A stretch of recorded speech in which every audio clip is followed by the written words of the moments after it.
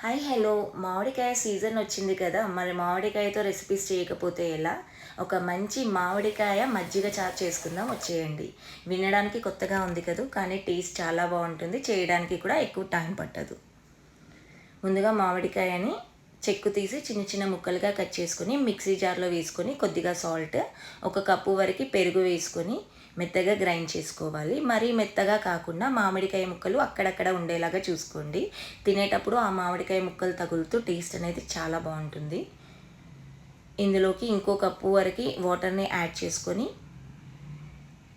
ఒకసారి కలుపుకొని పక్కన పెట్టుకొని ధనియాలను వేయించి కచ్చాపచ్చాగా దంచి పెట్టుకోవాలి. అప్పుడే వేయించుకోండి, ఇన్స్టెంట్గా టేస్ట్ అండ్ స్మెల్ చాలా బాగుంటుంది. జీలకర్రను కూడా వేయించుకొని పక్కన పెట్టుకొని ఇప్పుడు తాలింపు కోసం స్టవ్ పైన ఒక గిన్నె పెట్టి కొద్దిగా ఆయిల్ వేడెక్కిన తర్వాత జీలకర్ర, ఆవాలు,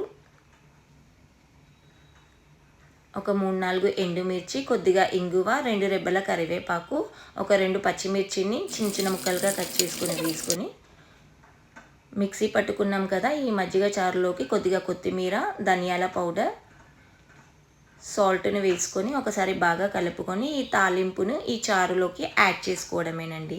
పైనుంచి వేయించిన జీలకర్ర వేసుకుంటే మన మామిడికాయ మజ్జిగ చారు రెడీ అయిపోతుంది. టేస్ట్ అయితే చాలా బాగుంటుంది అండ్ హెల్త్కి కూడా చాలా మంచిది. ఈ సమ్మర్లో తప్పకుండా ట్రై చేయండి.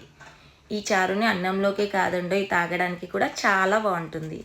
ఈ వీడియో నచ్చినట్టయితే లైక్ చేయండి, షేర్ చేయండి, సబ్స్క్రైబ్ చేసుకోండి.